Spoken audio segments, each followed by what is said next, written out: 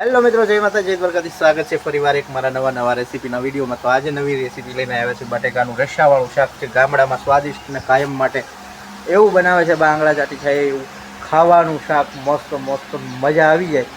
અને દર અઠવાડિયામાં 3 થી 4 વાર બનતું હોય છે, કેમ કે તમે જ વિચારો કેટલું સ્વાદિષ્ટ શાક બનતું હશે.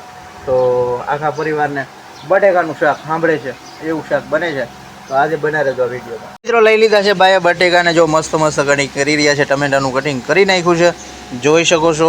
આજે બા શું પ્લાન છે? આ શાક કરું બટેકાનું, બીજું રોટલી, બીજું શું કરશું? ચિકન લાવજો, મઠો લાવજો, જે લાવવું હોય, રસ લાવો તો ભલે. તો મિત્રો રસ તો છે નહીં આપણને, પહેલાંથી રસમાં રસ નથી. બટેકાનું શાક કરશું અને બન્યા રહેજો વિડીયોમાં. અને ફરીવાર બીજું શું લાવવાના એ વિડીયોમાં બન્યા રહેજો. બાએ કીધું એ કંઈક લાવશું, તો વિડીયોમાં બન્યા રહેજો. અને બટેકાની માહિતી તમને શાક કેવી રીતે બનશે આજે, અને ચૂલા ઉપર રોટલી થાહે કે રોટલા થાહે ખબર નહીં. અને આ બાજુ જો ઘૂઘરા બધા વાણીને કમ્પ્લીટ થઈ ગયા છે. અને આ બાજુ બા તૈયાર થઈને છાંડલો બાંડલો કરીને જો કમ્પ્લીટ થઈ ગયા. તૈયાર નથી થયા તો બટેકાનું શાક સુધારી રહ્યા છે. તો હવે બટેકાના શાકમાં શું શું નાખશે એ બધી માહિતી મળશે. તો બને રહેજો વિડીયોમાં. તો ફાઇનલી મિત્રો ભાઈએ જો મસાલો બધા તૈયાર કરી નાખ્યા છે અને તેલ મૂકી દીધું છે કુકરમાં. આજે બટેકાનું શાક કેવી રીતે કરશી જોઈજો તમે મિત્રો. અને ઘઉંનો લોટ પણ બાંધી દીધો છે અને તેલ મૂકી દીધું છે કુકરમાં. રઈ નાખી દીધી છે. હવે શું નાખવાનું? જીરુંની નાખી દીધું. તો મિત્રો જોઈ શકો છો હિંગનો ડબ્બો આખો હું તો વાયરો છું.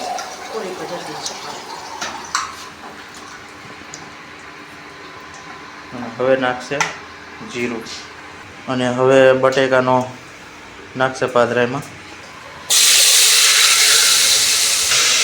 બટેકા નાખે છે, બધા બટેકા હવે નાખી દીધા એમાં.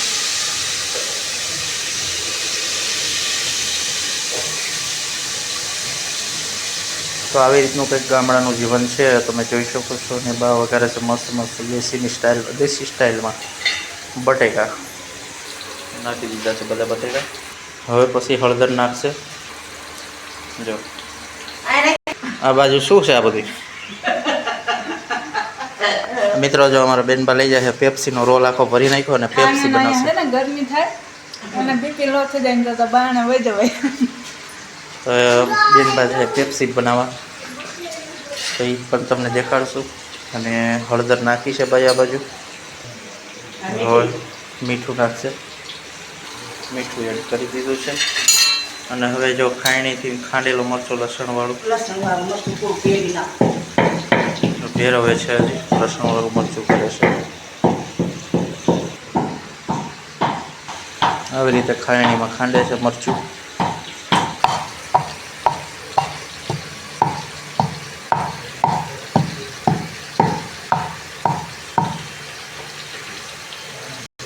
હવે મરચું ખંડાઈ ગયું છે ને શાકમાં એડ કરશે મરચું.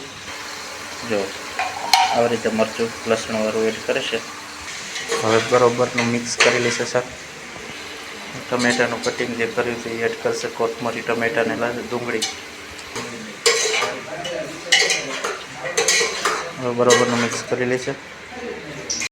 જો કંઈક શાકનો રંગ આવો થયો છે મિત્રો. અને મસ્ત મસ્ત દેશી સ્વાદિષ્ટ રીતે બા શાક બનાવે છે. બા છે અમારા, એના બા છે અને શાક બનાવે છે જોરદાર. મારા ભરતના બા છે. ભાઈ કરી આવી રીતે કંઈક શાક બનાવવાની રીત હતી મિત્રો. અને હવે બા પાણી નાખવાનું. હા, ચડવા માટે પાણી નાખવાનું. અને બરાબરની ધ્યાન રાખજે, શીખી જાય. તો મિત્રો મારે પણ શીખવાનું છે, તમે પણ શીખી જજો, તમારે પણ કામ આવશે. તમારા બા કંઈક ગામમાં ત્યારે ગયા હોય ને તો હાથે બનાવીને ખાઈ લેવાનું. બાકી કોઈ અત્યારે રોટલો કરીને દે નહીં, આપણે બનાવીને ખાઈ લેવાનું ને બા. હા, કોઈ શું વાય તો આવી રીતે કંઈક ગામડામાં વઘાર્યું શાક અને દેશી સ્ટાઇલમાં આવી રીતે કંઈક અમારું રહોડું છે, પડખે ચૂલો છે અને ઘઉંનો લોટ બંધાઈ ગયો છે. તેલની બરણી દીધી. અરે અરે તેલની બાણી ખોવી ગઈ બોલો. મગસ જ નથી રહ્યો. તો આવી રીતે કંઈક હવે લોટને શું કરવાનું, કહળવાનો. મગરી નાખવાનું.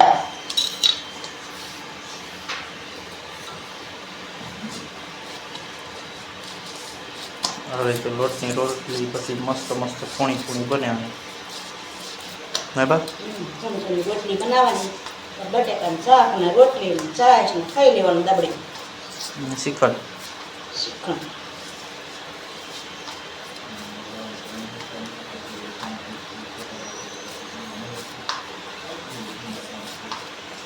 આને કેટલી સીટી પડવા દેવાની?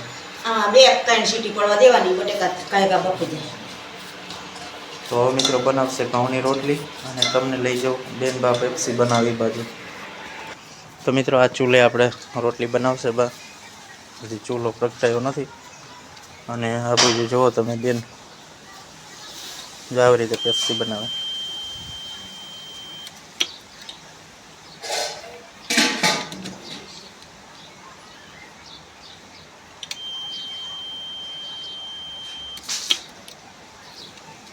વિડિયો આખો જોજો, લાઈક હાઈપ કરજો. આવી રીતે રોલ છે પેપ્સીનો આખો ભરેલો અને બેન બનાવે છે. કેટલા વેચવાની આ? 2 રૂપિયામાં. 2 રૂપિયા પેપ્સી.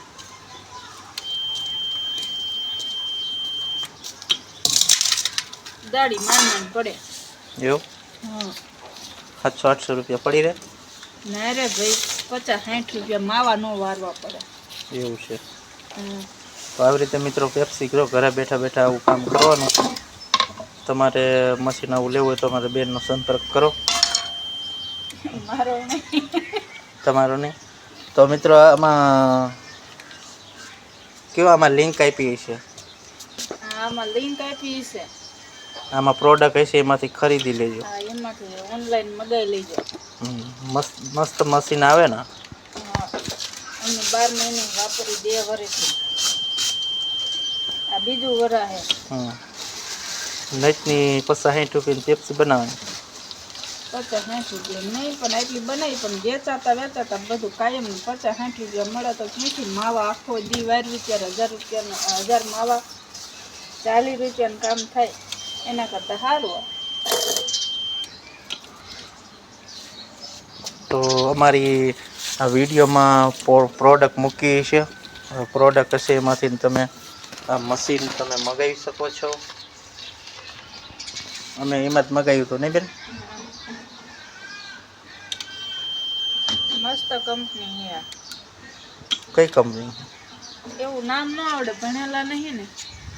ભણેલા હોય વાંચી લેવાય.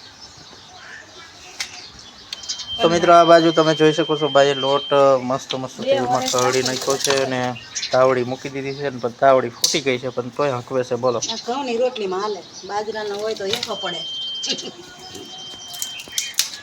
તો આવી રીતે કંઈક બનાવશે. તો મિત્રો બને રહેજો વિડીયોમાં. બટેકાનું શાક, ઘઉંના રોટલા અને મઠો આપણે લાવવાના છીએ ને બા? હા, મઠો લઈ આવો આટલો બધો. અરે હું જાઉં છું. ફાઇનલી મિત્રો થઈ ગયું છે બધું કમ્પ્લીટ ને ઘઉંના રોટલા બાય ઘડી નાખ્યા છે અને સાઈઝ લઈ લીધી છે. સાઈઝ ઊંઘી જાય છે તડકાની, જગાડવી પડે. જો હલાવીને જગાડી છે ને બટેકાનું શાક મસ્ત રસાદાર થઈ ગયું છે. અને આ ભાણભાઈ અમારા 12 મંદિરથી એમનો ભાગ લઈ આવ્યા છે. આમાં બાપુજીનું શાક મોળું કાઢ્યું છે. તો આવી રીતે કંઈક અમારે બપોરા કરવાની તૈયારી હાલે છે, જોઈ શકો છો મિત્રો. બધા હવે ખાવા બેસવાની તૈયારી કરે છે ને આવી કંઈક. બટેકાનું શાક કેવું લાગ્યું તમને? જોવા મસ્ત લૂકું થઈ જાય એવું શાક બન્યું છે. અને હવે આપણે લાવ્યા શ્રીખંડ.